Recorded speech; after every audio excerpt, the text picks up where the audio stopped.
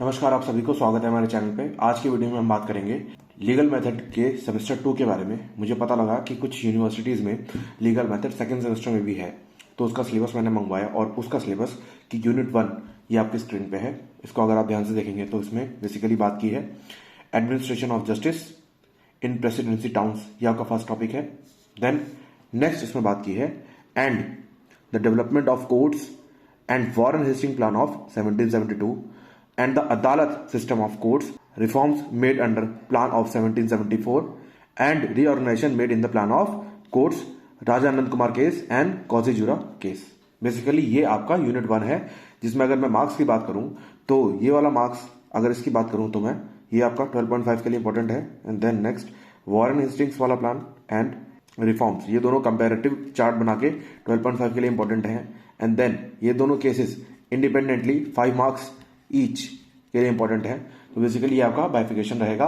इसमें basically depend ये चीज करती है, मेनली जो हमें स्टडी करनी है वो ये है कि एडमिनिस्ट्रेशन ऑफ जस्टिस कैसे होता था between the period 1600 to 1774। Basically हमें ये स्टडी करना है इसके अंदर, ठीक है। तो चलिए स्टार्ट करते हैं, फटाफट इस यूनिट को क्लोज करते हैं। इसमें समझाने के लिए बहुत कुछ नहीं है, इसके कुछ की पॉइंट्स है, कुछ कीवर्ड्स हैं, वो आपको याद रखने हैं और कैसे डेवलपमेंट हुआ वो डिस्कशन होगा।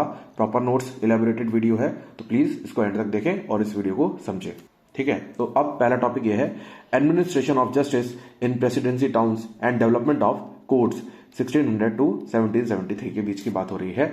सबसे पहले जो प्रेसिडेंसी टाउन्स में जो जस्टिस था वो ग्रेजुअली इवॉल्व हुआ। कैसे हुआ? सबसे पहले ad hoc company courts establish हुए जो कि जुडिशियल सिस्टम को स्ट्रक्चराइज करते थे। Then British East India Company EIC से हमने इसको बाद में रेफर किया हुआ है। उसने क्या है, उसने जस्टिस को एडमिनिस्टर करा based on English legal principles. Basically कहां से ड्राइव हुए?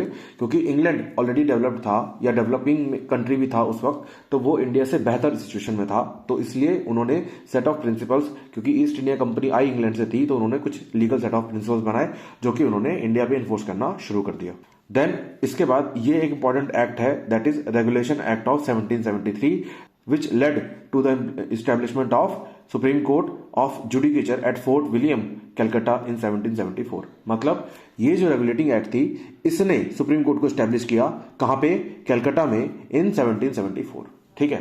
तो चलिए सबसे पहले बैकग्राउंड देखते हैं क्या है early British judicial system in India. क्या था? रॉयल चार्टर इन 1600, एक चार्टर था बेसिकली। अगर हम आज की बात करें तो आज हम बोलते हैं कॉन्स्टिट्यूशन, एंड उस टाइम पे जो था वो चार्टर था। चार्टर क्या था? Set of principles by queen. जो क्वीन उस टाइम पे हुआ करती थी उनके सेट ऑफ प्रिंसिपल्स को हम बोलते थे क्या? चार्टर। तो बेसिकली क्या था उस टाइम पे? रॉयल चार्टर था, जिसके थ्रू क्या हुआ, कंपनी ने अपने एम्प्लॉयज को गवर्न और रेगुलेट करना शुरू कर दिया। किसको? अपने एम्प्लॉयज को, मतलब जो कंपनी के एम्प्लॉयज हैं, जो कंपनी का पार्ट है, उनको रेगुलेट करना शुरू कर दिया बाय रॉयल चार्टर, जो कि set of principles by queen थे, ठीक है। Then next is settlement establish हुई, एक्सपैंड हुई, कंपनी की सेटलमेंट एक्सपैंड हुई, स्टैब्लिश हुई कहां पे? मद्रास, बॉम्बे एंड कलकत्ता। 3 जगह पे मेनली, कहां? मद्रास, बॉम्बे एंड कलकत्ता। यहां पे कंपनी की सेटलमेंट हुई, एक्सपैंड हुआ। देन उसके बाद उन्होंने क्या करा, ब्रिटिश सब्जेक्ट्स के अलावा इंडियंस को भी, जो इस एरिया में इंडियंस रहते थे, उनको भी उसी प्रिंसिपल्स के थ्रू, उसी सेट ऑफ रेगुलेशंस के थ्रू गवर्न करना शुरू कर दिया। उसके बाद 3 प्रेसिडेंसी टाउन्स थे। फर्स्ट इज जो हमने डिस्कस किया, जहां पे कंपनी का स्टैब्लिशमेंट या सेटलमेंट बढ़ गई, मद्रास, बॉम्बे एंड कलकत्ता, ठीक है। तो ये 3 जगह पे थी। फर्स्ट सेटलमेंट क्या है? From local ruler to judicial authority remain in informal. मतलब क्या है? जहां पे फर्स्ट सेटलमेंट हुई, जहां पे एक्विजिशन हुआ, तो वहां पे क्या हुआ, लोकल रूलर और जुडिशियल अथॉरिटी जो थे वो क्या थे? इनफॉर्मल थे। देन नेक्स्ट 1668 में जो बॉम्बे में हुई, उसमें क्या है, पोर्टुगीज टू ब्रिटिश क्राउन में, जो पोर्टुगल लोग थे उनसे ब्रिटिश क्राउन में ट्रांसफर हो गया, and then lease to EIC। क्या है EIC? East India company. उसके बाद नेक्स्ट इज कैलकाटा। कैलकाटा क्या है? स्टैब्लिश अंडर जॉब चारनोक, एंड इसके अंडर स्टैब्लिश हुआ judicial administration influence by local customs initially. मतलब क्या है? लोकल कस्टम्स का क्या मतलब होता है? कुछ कस्टम्स ऐसे होते हैं जो एक community from time immemorial follow कर रही है, हमें पता भी नहीं, वो बहुत पुराने प्रिंसिपल्स हैं, बहुत पुराने सेट ऑफ प्रैक्टिस हैं, तो उसको हम क्या बोलते हैं? कस्टम्स। तो इनिशियली जो हमने जस्टिस को एस्टैब्लिश करने की कोशिश की वो बाय लोकल कस्टम्स किया, एंड देन उसको हमने फॉर्मलाइज एक लीगल सेट ऑफ प्रिंसिपल्स बनाया। ज्यूरिसडिक्शन क्या था? जो ईस्ट इंडिया कंपनी थी initially settle disputes through it's agent and military officers. मतलब इनिशियली सबसे पहले जो जुडिशियल सेटलमेंट, मतलब एक तरीके से अगर देखें जो डिस्प्यूट्स हुआ उनको सेटल करने के लिए कौन कौन इन्वॉल्व हुआ, EIC मतलब ईस्ट इंडिया कंपनी के एजेंट्स एंड मिलिट्री ऑफिसर्स को इन्वॉल्व किया गया। देन नेक्स्ट है evolution of justice in presidency town. कैसे इवॉल्व हुआ, कंपनी जस्टिस सिस्टम। ठीक है, तो सबसे पहले मद्रास की अगर बात करें तो गवर्नर सर एडवर्ड विंटर, इसका नाम आप याद रखें तो ज्यादा बेटर रहेगा for fetching better marks, was authorised to resolve disputes. 1665 में बेसिकली अगर आप इतना भी याद रखेंगे कि गवर्नर रिजॉल्व करते थे डिस्प्यूट्स को, तो ये आपके लिए सफिशिएंट रहेगा। The governor and council functioned as highest court. ये कौन थे, गवर्नर और काउंसिल जो थे वो हाईएस्ट कोर्ट थे, उसके ऊपर कोई भी नहीं था। Judicial system was largely unstructured, unstructured था मतलब प्रॉपर स्ट्रक्चराइजेशन नहीं हुआ था, और लोकल कस्टम जो थे वो मेजर रोल प्ले करते थे for administration of justice. Then next is Bombay, इसमें ये नाम है फिर से the governor establish a formal court system. यहां पे क्या हुआ, 1669 से 1677 तक एक एस्टेब्लिशमेंट हुआ किसका, फॉर्मल कोर्ट सिस्टम हो गया, हेडेड बाय अ जज कॉल्ड एज जज एडवोकेट। मतलब जज और एडवोकेट के थ्रू यहां पे एस्टेब्लिशमेंट ऑफ जस्टिस हुआ। The next is applied English common law, Indian customs and even Portuguese laws in certain areas. मतलब क्या है, इंग्लिश कॉमन लॉ जो इंग्लिश के लॉ है, कॉमन लॉ ऑफ इंग्लैंड, ठीक है, मतलब जज made law. Then next Indian customs के हिसाब से जो लॉ बना, एंड देन जो पोर्टुगल लोग थे वो जो लॉ फॉलो करते थे उसके हिसाब का लॉ को फॉलो किया गया, इन्फोर्स कराया गया for administration of justice. The appeals were directed to the governor and council. मतलब गवर्नर और काउंसिल के पास क्या जाती थी, अपील्स जाती थी। देन कलकत्ता, कलकत्ता में क्या हुआ, justice was initially administered by local Indian officers under company supervision. मतलब क्या है, इंडियन ऑफिसर्स जैसे जमींदार वगैरह कुछ इन्होंने ऑफिसर्स को चूज कर लिया, डिसाइड कर लिया, और उनके थ्रू जस्टिस को एडमिनिस्टर कराते थे। बट वो जो ऑफिसर्स थे वो सबऑर्डिनेट टू कंपनी थे, मतलब कंपनी उन पे नजर रखती थी। इन 1712 a court system was introduce modelled on in English courts. मतलब क्या है, कोर्ट सिस्टम इंट्रोड्यूस हुआ जो कि इंग्लिश कोर्ट के बेसिस पे बनाया गया, इंग्लिश कोर्ट के थ्रू उसका वर्किंग होती थी या इंग्लिश कोर्ट के स्टाइल में उसकी वर्किंग होती। Then East India company introduce English legal procedure but still recognise Indian custom. मतलब क्या हुआ कि ईस्ट इंडिया कंपनी ने इंग्लिश प्रोसीजर तो इंट्रोड्यूस कर दिए, बट कस्टम्स जो थे इंडिया के उसको फिर भी रिकॉग्नाइज किया, उसको फिर भी वैल्यू की। ठीक है, इसमें क्या example, a dispute over unpaid debts in 1700 was settled based on local Hindu law rather than English common law, showing an early attempt at legal pluralism। मतलब क्या हुआ बेसिकली कि अगर मान लो 1700 में कोई डिस्प्यूट हो जो अनपेड डेट्स का हो, मतलब जो लोन दिया गया उसको भरा नहीं गया, कोई इस टाइप का डिस्प्यूट होगा, तो उसका रिजॉल्व कैसे करेंगे, इंग्लिश कॉमन लॉ का प्रोसीजर रहेगा, बट हम उसका बेसिस क्या बनाएंगे, सब्सटैंटिव लॉ क्या रखेंगे वहां पे, Hindu law, because India is a Hindu country, पहले हिंदू कंट्री थी। तो क्या हुआ वहां पे हमने लोकल हिंदू लॉ को हमने क्या माना, बेस माना, और प्रोसीजर फॉलो किया इंग्लिश लॉ का, और उसके बाद हमने क्या करा, लीगल एस्टेब्लिशमेंट किया। देन उसके बाद मेयर कोड का एस्टेब्लिशमेंट हुआ, charter of 1726, charter of 1726 issued by king George one. मैं बात कर रहा था क्वीन की, ये किसने इशू किया, किंग ने। Mark the first major step in formalisation of British judicial administration. मतलब क्या है, charter of 1726 is very important, very important, ठीक है, तो उसको आप ध्यान रखेंगे। और ये किसने स्टैब्लिश किया था, किंग जॉर्ज वन ने।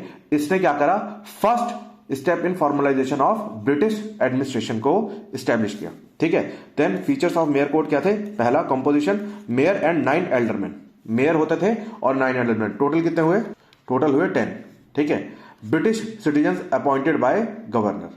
मतलब क्या है, ये जो एल्डरमैन होते थे ये कौन होते थे, ब्रिटिश सिटीजन होते थे जो कि अपॉइंटेड बाय कौन होते थे, गवर्नर होते थे। ठीक है, नेक्स्ट ज्यूरिसडिक्शन क्या होता था, civil cases involving British and Indian inhabitants, ये क्या होते थे, इसका क्षेत्राधिकार क्या होता था, ज्यूरिसडिक्शन सिविल केसेस को देखते थे, मतलब सिविल डिस्प्यूट्स को देखते थे जो कि ब्रिटिश और इंडियन इनहेबिटेंट्स, मतलब जो लोग हैं, जो ब्रिटिश लोग हैं और जो इंडियन लोग हैं, उनके बीच में अगर कोई डिस्प्यूट हो रहा है, कोई सिविल डिस्प्यूट हो रहा है, तो वो एडमिनिस्टर करते थे। एंड अपील्स जो होती थी वो फिर से कहां जाती थी, गवर्नर एंड काउंसिल के पास। ये अभी तक फिक्स है, अपील का प्रोसेस अभी चेंज नहीं हुआ। प्रोसीजर क्या होता था, फॉलोड इंग्लिश लीगल प्रिंसिपल्स, मतलब प्रोसेस वही होता था जो इंग्लैंड के कोर्ट में फॉलो हो रहा है। And use jury trials. अगर आपने रुस्तम मूवी देखी होगी तो आपको पता होगा कि जो रुस्तम मूवी थी उसमें जो जजेस होते थे वो सिर्फ ये देखते थे कि जो कोर्ट का प्रोसेस है वो फॉलो हो रहा है या नहीं हो रहा, और जो डिसीजन देते थे, जिसका डिसीजन बाइंडिंग होता था, वो होते थे जूरी मेंबर्स, जो कि सोसाइटी के मेंबर्स होते थे, ताकि एक बेटर सोसाइटी के प्रोस्पेक्ट में फ्रूटफुल रिजल्ट पे हम पहुंच सकें। देन उसके बाद ये केस है, आप देख लेंगे। उसके बाद नेक्स्ट इज लिमिटेशन क्या है, नो क्रिमिनल ज्यूरिसडिक्शन, मतलब क्रिमिनल ज्यूरिसडिक्शन नहीं था। जजेस लेड लीगल ट्रेनिंग, जजेस के पास लीगल ट्रेनिंग नहीं थी। बायस्ड टुवर्ड्स ब्रिटिश मर्चेंट्स, क्योंकि बनाया हुआ ब्रिटिश का था, तो किसके अगेंस्ट हुआ, ये इंडियन के अगेंस्ट था, इंडियन के अगेंस्ट था, तो इसलिए ब्रिटिश मर्चेंट्स जो थे, मतलब इंडिया वर्सेस ब्रिटेन अगर हो रहा है, मतलब इंडियन वर्सेस ब्रिटिश पर्सनल, तो क्या होगा, ब्रिटिश वाला ऑब्वियस सी बात है, क्योंकि उसके लिए बायस हो जाएंगे, मतलब उसके फेवर में हो जाएंगे। The next conflict with Indian legal system, मतलब इंडियन लीगल सिस्टम जो था उस टाइम पे राजा महाराजा वाला, उसके कॉन्फ्लिक्ट्स में था। Then next is supreme court of judicature 1774, ये मैंने बताया था स्टार्टिंग इंट्रोडक्शन में कि regulation act of 1773 led to the establishment of supreme court at Calcutta replacing mayor's court, मतलब मेयर्स कोर्ट हट गए एंड सुप्रीम कोर्ट एस्टैब्लिश हो गया। ठीक है, कैसे, रेगुलेटिंग एक्ट ऑफ 1773, इसमें क्या है, first supreme court in India, second had criminal, civil and admiralty jurisdiction, मतलब क्या है, क्रिमिनल, सिविल और एडमिनिस्ट्रेशन से रिलेटेड जितना भी केसेस होंगे उसका ज्यूरिसडिक्शन किसके पास है, इसके पास, सुप्रीम कोर्ट के पास है। Then applied English common law, मतलब जज मेड लॉ, कॉमन लॉ को बोलते हैं जज मेड लॉ। तो क्या हुआ, कॉमन लॉ को अप्लाई करते थे, but recognise Indian laws in personal matters. जैसे मान लो दो इंडियंस के बीच में मैटर हुआ है, तो उनके पर्सनल लॉ के अकॉर्डिंग, उनके जो उनके कल्चर है, जो उनका ट्रेडिशन है, जो उनका कस्टम है, उसके अकॉर्डिंग जो है सेटलमेंट किया जाता था। नेक्स्ट, जजेस appointed by British crown, British crown ही जजेस अपॉइंट करते थे। And power over all British subjects and company employees, मतलब क्या है, कंपनी के जो इंप्लॉइज हैं और जो ब्रिटिश सब्जेक्ट्स हैं, मतलब उस कंपनी, जो कंपनी के साथ ट्रीटमेंट हो रहा है, जो कंपनी जिसके साथ बिजनेस कर रही है, उसके सारे सब्जेक्ट्स पे पावर किसकी थी, सुप्रीम कोर्ट की थी, और उसके जजेस कौन अपॉइंट करता था, ब्रिटिश क्राउन। उसके बाद राजा अनंत कुमार केस है, ये मैं आपसे लास्ट में डिस्कस करूंगा, क्योंकि जो हमारा यूनिट 1 का लास्ट टॉपिक है वो दो केसेस हैं, Raja Anant Kumar case and Cossijurah case, तो आप उसको यहां पे मेंशन कर सकते हो for supreme court point of view. Then next is provision and laws, क्या प्रोविजन थे, 1600 में royal charter and granted East India company power to govern its officer. Then 1665 में Madras judicial system, first formal court in British settlement. And then 1672 में court of judicature Bombay, early structured court based on English law. And 1726 में charter of 1726 establish mayor court. And then regulating act establish supreme court of Calcutta. तो सबसे पहले क्या है, royal charter, जिसमें employees of East India company को govern किया गया। देन मद्रास जुडिशियल सिस्टम, जो कि बात करता है first formal court in British settlement. And then judicature Bombay, जो 1672 की बात हो रही है, उसमें स्टैब्लिश हुआ स्ट्रक्चर वे में, और वो क्या फॉलो करता था, इंग्लिश लॉ। एंड देन 1726 में मेयर्स कोर्ट स्टैब्लिश हुए। एंड देन रेगुलेटिंग एक्ट 1773 में सुप्रीम कोर्ट स्टैब्लिश हो गए कलकत्ता में। नाउ सिग्निफिकेंस और क्रिटिसिज्म क्या है, ये आप देख लेंगे। क्या है, introduction of English law and formalisation of judiciary and judicial hierarchy, मतलब क्या है, अपील्स कहां जाती थी, king in council in London, मतलब सुप्रीम कोर्ट से अपील कहां जाती थी, किंग इन काउंसिल के पास। ठीक है, अब क्रिटिसिज्म क्या है, बायस टुवर्ड्स ब्रिटिश इंटरेस्ट, क्योंकि ब्रिटिश सिस्टम फॉलो कर रहे हैं, तो ऑब्वियस सी बात है कि जैसे मान लो मेरा सिस्टम चलेगा, तो जो लोग मुझसे जानकारी में होंगे उनके लिए मैं बेटर कुछ सोचूंगा, उनके लिए बायस डिसीजन हो सकता है। उसके बाद lack of understanding of Indian laws, क्योंकि वो ब्रिटिश से अपॉइंटेड जज थे, ब्रिटिश क्राउन अपॉइंट कर रहा था, तो जिन जजेस को अपॉइंट किया जा रहा था उनके पास इंडियन लॉ की नॉलेज ही नहीं थी। And then next is dual system of justice, Indian subjects follow traditional law while British subject follow English law, मतलब इंडियन क्या फॉलो करते थे, ट्रेडिशनल लॉ, जिनके बारे में उन जजेस को नॉलेज नहीं थी, और ब्रिटिश के लिए फॉलो किया जाता था इंग्लिश लॉ। तो अगर इंडियन वर्सेस ब्रिटिश होगा तो क्या फॉलो होता था, English law. That is why Raja Anant Kumar case हुआ। अब उसमें क्या हुआ मैं आपको बताऊंगा। The next is conflict between company and crown courts, कैसे, mayor court often clashes with Indian legal tradition, Supreme Court jurisdiction led to friction between British officials and Indian rulers, because Supreme Court के जो जजेस थे उनको appoint कर रहे थे crown, तो क्राउन अपॉइंट करने की वजह से क्या हो रहा था, उनके पास इंडियन नॉलेज नहीं थी, वो ब्रिटिश के लिए ज्यादा फेवर में रहते थे, तो उसकी वजह से फ्रिक्शन शुरू हो गया ब्रिटिश ऑफिशियल्स और इंडियन रूलर्स के बीच में। ठीक है, then this is the conclusion you can mention, and then we will be moving to the next topic, that is Warren Hastings plan of 1772 judicial reforms in British India. ठीक है, अब इसमें सबसे पहले बैकग्राउंड डिस्कस करते हैं। Need for judicial reform, क्या need थी, सबसे पहले मुगल सिस्टम, जब ब्रिटिश ने इंटर किया इंडिया में, तो उससे पहले कौन थे? मुगल्स थे। ठीक है, तो उसमें क्या है, मुगल्स में क्या था, नवाब हैड नॉमिनल पावर, मतलब नवाब के पास क्रिमिनल जस्टिस की पावर नॉमिनल लेवल पे थी।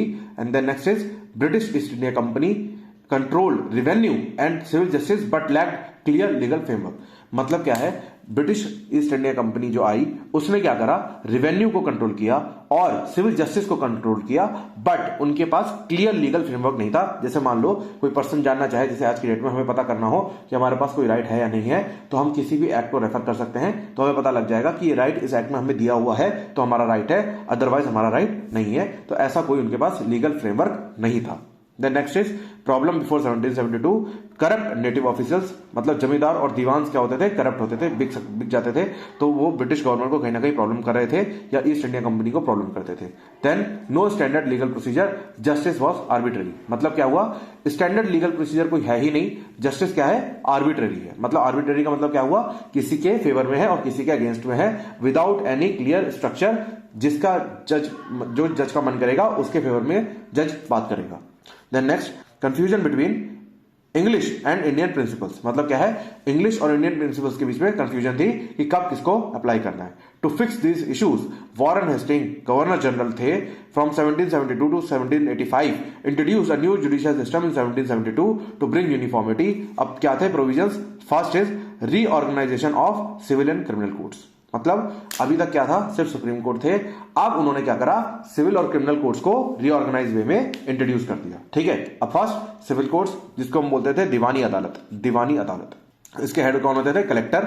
एंड ज्यूरिसडिक्शन क्या होता था, सिविल केसेस के ऊपर, जिसमें इंक्लूड होते थे प्रॉपर्टी डिस्प्यूट्स, कॉन्ट्रैक्ट डेट्स। ठीक है, the next is decision based on Hindu law for Hindus and Muslim law for Muslims. मतलब अगर मान लो कोई हिंदू वर्सेस हिंदू हुआ तो क्या हुआ, हिंदू लॉ अप्लाई किया गया, और कोई हिंदू वर्सेस कोई मुस्लिम वर्सेस मुस्लिम होगा तो मुस्लिम लॉ अप्लाई किया जाएगा।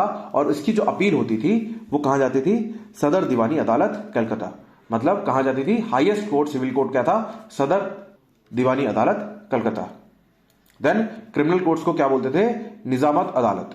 बेसिकली क्या बोलते थे, निजामत अदालत। और ये जो क्रिमिनल कोर्ट्स थे ये ईच डिस्ट्रिक्ट में अंडर काजीज, मतलब मुस्लिम जजेस के पास थे। ठीक है, मुस्लिम जजेस के पास थे। एंड देन अपील जो जाती थी वो सदर निजामत अदालत के पास जाती थी कलकत्ता में। और डेथ पेनल्टीज जो थी उसके लिए एक अप्रूवल रिक्वायर होता था फ्रॉम गवर्नर जनरल काउंसिल। मतलब गवर्नर जनरल की काउंसिल थी, अगर डेथ पनिशमेंट कोई दे रहा है क्रिमिनल केस में तो वहां से अप्रूवल आना जरूरी है, अदरवाइज डेथ पनिशमेंट नहीं हो सकती। Then reforms in revenue and judicial administration. क्या है reforms, separation of revenue and judicial function. सबसे पहले जुडिशियल और रेवेन्यू फंक्शंस को सेपरेट किया गया, अभी तक एक ही में था, अब उसको सेपरेट कर दिया गया। Before 1772 zamindars landlords had both revenue and judicial power leading to corruption. अब दोनों पावर्स उनके पास हैं, आप ही रेवेन्यू कलेक्ट कर रहे हो, अगर आप ही गड़बड़ करोगे तो आप ही जज हो, तो आपके खिलाफ क्या ही हो सकता है। ठीक है, तो हेस्टिंग ने क्या करा, जुडिशियल पावर्स को जमींदार से छीन लिया और handed them to company appointed collectors. मतलब ये जो कलेक्टर्स अभी मैंने बात की थी, जो सिविल कोर्ट्स के कलेक्टर्स अपॉइंट किए गए एज अ जज, तो उनको क्या कौन अपॉइंट करता था, कंपनी करती थी। और कंपनी क्योंकि उनको अपॉइंट कर रही है तो ऑब्वियस सी बात है वो कंपनी के फेवर में डिसीजन लेने वाले थे। Then codification of laws and procedures. मतलब क्या है, Hindu pandit and Muslim qazi interpreted their respective religious laws. यहां पे आ गया इंटरप्रिटेशन की बात, जो हिंदू रिलीजन में इंटरप्रिटेशन है, अगर कोई पनिशमेंट किसको किस तरीके से दी जाएगी, हिंदू लॉ क्या कहता है, और किसी ऑफेंस के लिए पनिशमेंट किस तरीके से दी जाएगी, तो मुस्लिम लॉ कहता है। उन्होंने अपने इंटरप्रिटेशन किए और कोर्ट ने क्या फॉलो किया, लीगल ओपिनियंस नोन एज फतवा, फतवा जारी कर दिया जाता था। तो क्या कोर्ट ने फॉलो किया, रिटर्न लीगल ओपिनियंस, जो रिटर्न लीगल ओपिनियंस होंगी उसको कोर्ट ने फॉलो करना शुरू कर दिया। Then appointment of English supervisors, district collectors handled both revenue collection and civil justice.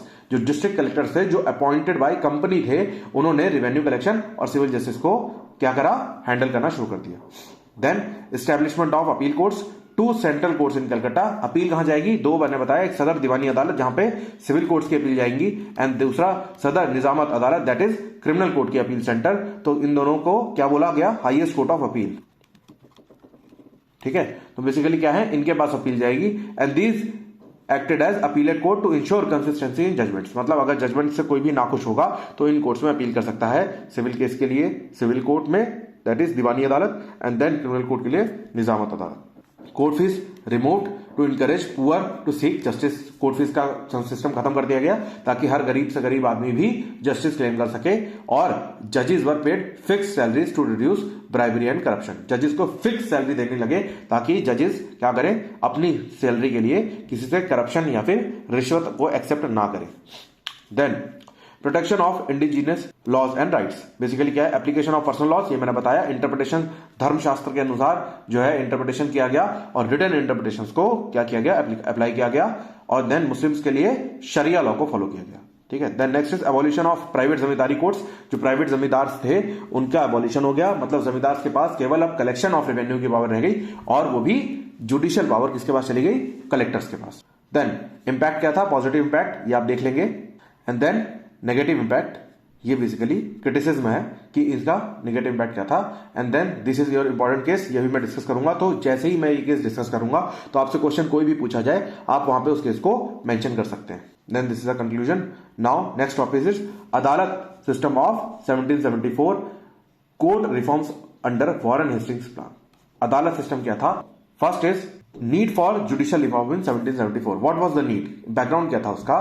तो पहला ओवरबर्डनिंग, बिकॉज डिस्ट्रिक्ट कलेक्टर के पास आ गया सिविल मैटर्स को जस्टिफाई करने का और रेवेन्यू कलेक्शन का काम, मतलब दोनों काम किसके पास आ गया, डिस्ट्रिक्ट कलेक्टर्स के पास। तो बहुत ज्यादा ओवरबर्डन होने लगा वहां पे उनके ऊपर, because revenue collection is one task and उस रेवेन्यू कलेक्शन में जो डिस्प्यूट्स हो रहे हैं, जो प्रॉब्लम्स हो रही हैं, उसको सॉर्ट आउट करना इज अनदर थिंग। अब वो दोनों काम एक ही बॉडी पे आ गए तो उसकी वजह से वो क्या हो गए, ओवरबर्डन हो गए। Then judicial corruption and delays, corruption और डिलेज की वजह से क्या हुआ, ओवरबर्डनिंग बढ़ती चली गई। लोकल काजी, मुस्लिम जजेस and Hindu pandit often accepted bribes leading to unfair rulings. मतलब क्या हुआ, ब्राइब्स एक्सेप्ट करने लगे और ब्राइब्स एक्सेप्ट करने की वजह से अनफेयर रूलिंग हुई। और अनफेयर रूलिंग अगर होगी तो पर्सन के पास क्या है, राइट टू अपील। तो राइट टू अपील में वो जाके वो पर्सन क्या करता था, अपील करता था। तो जो अपीलेट कोर्ट्स थे वो भी ओवरबर्डन होने लगे। Then next is confusion in legal jurisdiction. Legal jurisdiction क्या है, वो कंफ्यूजन थी बिकॉज कोई स्ट्रक्चर्ड या रिटन फॉर्म ऑफ कोई लॉ नहीं थे, कोई रेगुलेशंस नहीं थी, तो इसलिए बिग कंफ्यूजन थी कि जो लीगल ज्यूरिसडिक्शन है वो किसका कितना है। Then growing discontent among Indians, मतलब क्या है, जो इंडियंस थे उनके बीच में फ्रस्ट्रेशन बढ़ती जा रही थी बिकॉज हर मामले में ब्रिटिश इंटरफेरेंस ज्यादा हो रहा था। इंडियन ट्रेडिशंस के अंदर भी ब्रिटिश इंटरफेरेंस हो रहा था। देन अब क्या है, provisions of Adalat system 1774। First, civil court and criminal court को रीऑर्गेनाइज किया गया। District Diwani Adalat handle civil cases and headed by Indian जजेस, आमीन्स एंड हिंदू पंडित्स। ठीक है, law applied Hindu for Hindus and Islamic for Muslims. Then district Faujdari Adalat, that is criminal court. बोलते हैं ना, दीवानी का मुकदमा है सिविल कोर्ट एंड फौजदारी का मुकदमा है तो क्रिमिनल कोर्ट। ठीक है, handed criminal cases headed by Indian Muslim qazis and muftis under British supervision. मतलब क्या है, फिर से यहां पे ब्रिटिश ने अपने आप को साइड नहीं किया और अपने आप को सुपरवाइजरी अथॉरिटी पे प्लेस कर दिया। देन इस्लामिक लॉ जो था उसको इन्फोर्स किया गया, अकॉर्डिंग टू इस्लामिक लॉ यहां पे जस्टिस होता था। देन ये फिर से Sadar Diwani Adalat, highest civil court in Calcutta and Sadar Nizamat Adalat, highest criminal court in Calcutta. मतलब इनसे जो अपील्स जाएंगी डिस्ट्रिक्ट वालों से तो कहां जाएंगी, सदर दीवानी अदालत एंड निजामत अदालत। ये हम ऑलरेडी डिस्कस कर चुके हैं। देन रिफॉर्म्स इंट्रोड्यूस इन 1774 क्या है, separation of revenue and judiciary. मतलब क्या है, रेवेन्यू का कलेक्शन जो अलग कर दिया गया और जुडिशरी का कलेक्शन अलग कर दिया गया। British district collectors were remove from judicial rule. मतलब क्या है, अब रेवेन्यू कलेक्शन कौन करेगा, डिस्ट्रिक्ट कलेक्टर्स। और अब जजेस क्योंकि अलग कर दिए गए हैं, आमीन, काजी एंड पंडित, तो उन्होंने क्या करा, जस्टिस सिस्टम किसके पास आ गया, आमीन, काजी एंड पंडित के पास। The next is appeal system strengthened because क्या है, सदर अदालत कोर्ट्स स्टैब्लिश हो गई कलकत्ता में, तो अपील सिस्टम क्या हो गया, अच्छा हो गया, बेटर हो गया। फिक्स सैलरीज दी गई ताकि ब्राइबरी ना हो एंड स्टैंडर्डाइज लीगल प्रोसीजर। मतलब क्या है, रिटर्न जजमेंट्स जो हैं उसको मैंडेटरी कर दिया गया कि आप जो भी जजमेंट दोगे वो रिटर्न होगी। वाई, ताकि कहीं ये ना हो आप बोलो कि मैंने ये जजमेंट नहीं दी, ये दी थी, और सामने वाला पर्सन समझे कि मुझे ये जजमेंट मिली है। ठीक है, तो इसलिए क्या हो गया, रिटर्न जजमेंट्स हो गई mandatory and lawyers vakils were allowed to represent client in courts. यहां से शुरुआत हो गई वकालत की दुनिया की, जो आज आपकी डेट में आप लोग एलएलबी कोर्स कर रहे हो, तो बेसिकली वकील्स की शुरुआत यहां से हुई। देन नेक्स्ट इंपैक्ट क्या है, पॉजिटिव इंपैक्ट, आप देख लेंगे, इसको आप इंटरप्रेट करके अपने हिसाब से लिख सकते हैं। First is improved efficiency, fairer civil justice and foundation for British legal system. These are your plus points. And criticism क्या है, ब्रिटिश सुपरविजन ऑफ इंडियन जजेस, मतलब क्या है, ब्रिटिश सुपरविजन रहेगा तो कहीं ना कहीं फेवर में किसके लिए रहेगा, ब्रिटिशर्स के लिए। Then Islamic criminal law was retained, Faujdari Adalat followed Islamic criminal law causing conflict with British legal principles. मतलब क्या है, ब्रिटिश लीगल प्रिंसिपल्स और इस्लामिक लीगल प्रिंसिपल्स दोनों अलग अलग थे तो उन दोनों के साथ कंफ्लिक्ट होता था। Then confusion in appeal system, confusion होती थी because appeals overlapped delaying in judgments. Appeal क्या होती थी, ओवरलैप हो जाती थी, मतलब कई सारी अपील्स हो जाती थी और वो क्या करती थी, जजमेंट्स को डिले कर देती थी। अब देन फिर से ये इंपॉर्टेंट केसेस हैं। अब ये मैं आपको फिर से मैं बोलूंगा लास्ट टॉपिक में आपको ये प्रॉपर केसेस एक्सप्लेन कर दूंगा, तो अभी टाइम बच जाएगा, बार बार केस एक्सप्लेन नहीं करना पड़ेगा। देन पटना केस, ये आप देख लो क्योंकि ये आपका नहीं है। तो a British trader was accused of defrauding an Indian merchant, the case went to Sadar Diwani Adalat और वर्डिक्ट क्या आई, द ब्रिटिश जजेस ruled in favour of British trader. मैं पहले ही कह रहा हूं क्योंकि जजेस का अपॉइंटमेंट, जजेस का सुपरविजन कौन कर रहा था, ब्रिटिशर्स कर रहे थे, तो ऑटोमेटिक अंडरस्टूड वाली बात है कि कोई भी पर्सन जिसका सुपरविजन कोई कर रहा होगा तो ऑब्वियस सी बात है जिसका सुपरविजन कोई ऐसा पर्सन कर रहा है जिसके खिलाफ उसका केस आया है। मतलब एक हमारे आज की डेट में एक कहावत कही जाती है, no one can be a जज इन हिज ओन केस। तो मतलब क्या है, एक पर्सन है एक्स, वो अपनी फैमिली का ही केस या अपने रिलेटिव का केस वो नहीं सुन सकता, और यहाँ पे क्या है, सुपरविजन जिसके फेवर में है उसी के पर्सन का केस आया है, तो ऑब्वियस सी बात है जो डिसीजन होगा वो उसी के फेवर में होगा। Then this is your case, इसको भी आप इस तरीके से पढ़ लेंगे, बेसिकली आपके कंटेंट बढ़ाने में काम आएगा। देन नेक्स्ट इज, ये बेसिकली एक टेबल है, समरी टेबल है जो कि बात करती है 1774 के रिफॉर्म की। तो ये आप इसको एज इट इज समझ लेंगे तो ज्यादा बेटर हो जाएगा आपकी क्लियरिटी के लिए। Then next is difference between 1772 and 1774। बहुत सारे लोगों को दोनों सेम लग रहे होंगे बट कुछ डिफरेंसेस हैं जो मैंने इस टेबल के फॉर्म में मेंशन कर दिए हैं, तो आप इसको रेफर कर लेंगे for your better concept clarity. And अगर कोई भी आपको इसमें प्रॉब्लम होगी तो आप कमेंट सेक्शन में क्वेश्चन पूछ सकते हैं। Then this is the last table, उसी का पार्ट है ये, कोई और अलग टेबल नहीं है, इसी का पार्ट है ये, ठीक है। तो ये जो रह गया है ये इसी का पार्ट है, तो इसको आप देख लेंगे। The next, this is the conclusion, so this topic is also over. Then क्या है, अब आ जाओ जो मैंने कहा था कि नंद Kumar case and Cossijurah case को मैं लास्ट में एक्सप्लेन करूंगा, तो अब इस पे हम डिस्कशन करते हैं। तो बेसिकली नंद कुमार केस था, उसमें क्या था, Nand Kumar was a powerful Bengali Brahmin person and उसके बाद क्या हुआ, उसने वॉरेन हेस्टिंग्स पे ही कंफ्लिक्ट किया, वॉरेन हेस्टिंग्स के साथ ही, और उसको करप्शन के लिए उसने एक्यूज कर दिया। एक्यूज का मतलब इल्जाम लगा दिया, वॉरेन हेस्टिंग्स पे ही करप्शन के इल्जाम लगा दिए, और बोला ना सिर्फ करप्शन के इल्जाम बल्कि बोले कि उन्होंने 3.5 लाख रुपीस फ्रॉम मुन्नी बेगम लिए हैं।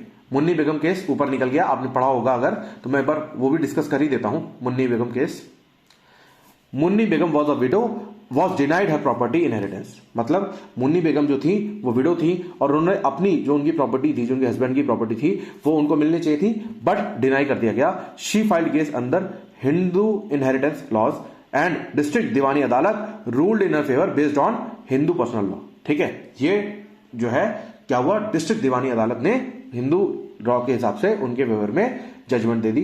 Then this was the case of Munni Begum.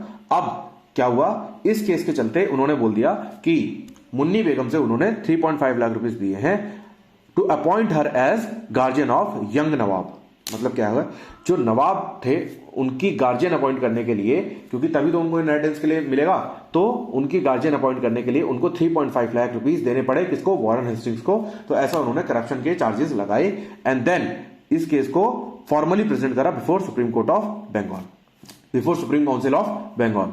Then legal proceeding state initiate हुई और इन्वेस्टिगेट हुआ करप्शन चार्जेस, बट हेस्टिंग्स ने डिसमिस कर दिया एलिगेशंस। मतलब हेस्टिंग्स ने डिनाई कर दिया कि नहीं, ऐसा नहीं है, मुझे कोई भी ब्राइबरी नहीं मिली है। देन उसके बाद Nand Kumar was arrested on the charges of forgery. फिर क्या हुआ, जब ये केस खत्म हो गया, डिनाई हो गया, अब क्योंकि जजमेंट और जजेस ब्रिटिश के फेवर में ही थे, तो ऑब्वियस सी बात है उन्हीं के फेवर में जजमेंट आने वाली थी।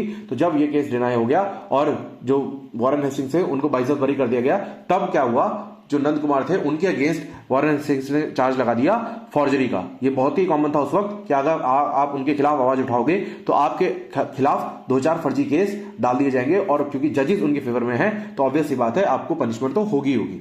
ठीक है, and the case was heard in supreme court of Calcutta and क्या हुआ, chief justice Elijah Impey a close associate of Hastings presided over the trial. मतलब क्या है, मेरे खिलाफ ट्रायल हो रहा है या मैंने एक पर्सन के खिलाफ ट्रायल किया और मेरा दोस्त ही उस ट्रायल को सुन रहा है, तो ऑब्वियस सी बात है उस पर्सन की तो खैर नहीं, वही हो गया। और राजा नंद कुमार को क्या गिल्टी मान लिया गया for forgery under English law, ठीक है, and sentence to death, sentence to death by hanging, मतलब मौत की सजा सुना दी गई, लटका के, वही फांसी की सजा, ठीक है। तो ये क्या हुआ, इससे क्या हुआ, जो इंडियन थे वो बहुत ज्यादा परेशान हुए। Application of English law in India case, ये कंट्रोवर्सी हुई जब पहले बात हो रही थी कि इंडियन के लिए इंडियन लॉ फॉलो किया जाएगा और जो इंग्लैंड पर्सन है उसके लिए इंग्लैंड लॉ, और इंडिया में भी अगर हिंदू है तो हिंदू लॉ फॉलो होगा और मुस्लिम है तो मुस्लिम लॉ। बट ये क्यों नहीं हुआ, क्यों आपने इंग्लिश स्टैट्यूट को फॉलो किया। Then use of death penalty for forgery, forgery जैसे केसेस में डेथ पेनल्टी देने का क्या मतलब है। और इंडियन लॉ में जो फॉर्जरी था वो कैपिटल क्राइम नहीं था, मतलब उसके लिए कैपिटल पनिशमेंट, डेथ पनिशमेंट नहीं होती थी। एंड कंफ्लिक्ट ऑफ इंटरेस्ट, दूसरा क्या है, Elijah Impey was a close friend of Hastings, मतलब एक पर्सन जो केस शुरू कर रहा है और जज जिसके खिलाफ केस शुरू हो रहा है, और जो जज है वो पर्सन जिसने केस शुरू किया है उसी का दोस्त है, तो ऑब्वियस सी बात है कि वो जजमेंट उसी के फेवर में देगा। तो ये क्यों हुआ, ये कहीं ना कहीं बायस था। एंड देन पॉलिटिकल मोटिवेशन, मतलब राजा नंद कुमार ने हेस्टिंग्स के खिलाफ केस शुरू करा और उसको एलिमिनेट करने के लिए हेस्टिंग्स ने सुप्रीम कोर्ट का हेल्प लिया कि वो सुप्रीम कोर्ट के थ्रू उसको एलिमिनेट कर सके, अपने राइवल को, अपने पॉलिटिकल राइवल को, ठीक है। देन क्या है सिग्निफिकेंस, ये आप देख लेंगे। तो these were the conflicts of Raja Nand Kumar case and this was total Raja Nand Kumar case की, मतलब क्या हुआ था, कैसे हुआ था, and then what were the consequences. And then अब आप बात करते हैं कॉजी जुरा केस की, जो कि was a legal and military dispute that arose between Supreme Court of Calcutta and Governor General's Council। मतलब क्या हुआ, सुप्रीम कोर्ट जो कि स्टैब्लिश हुआ कलकत्ता में और गवर्नर जनरल की काउंसिल, इन दोनों के बीच में डिस्प्यूट था। इसमें क्या है, क्वेश्चन क्या था, did the supreme court have jurisdiction over territories outside Calcutta, ये क्वेश्चन था कि मतलब सुप्रीम कोर्ट स्टैब्लिश हुआ कलकत्ता में, तो क्या सुप्रीम कोर्ट के पास इतनी पावर्स हैं कि आउटसाइड कलकत्ता भी वो जुरिसडिक्शन रखता है केसेस को सुनने की, या वहां से जो कलकत्ता के बाहर के केसेस हैं क्या वो सुप्रीम कोर्ट में फाइल हो सकते हैं या नहीं हो सकते। तो उसमें क्या है, जो काशी जूरा है वो बेसिकली क्या है, एक जमींदारी है, small zamindari ruled by Raja Shitab Rai. Basically Raja Shitab Rai जो थे वो काशी जूरा एक छोटी जमींदारी के मालिक थे, रूलर थे। Then a British businessman John Candrine filed a lawsuit against Raja Shitab Rai over debt dispute in supreme court of Calcutta.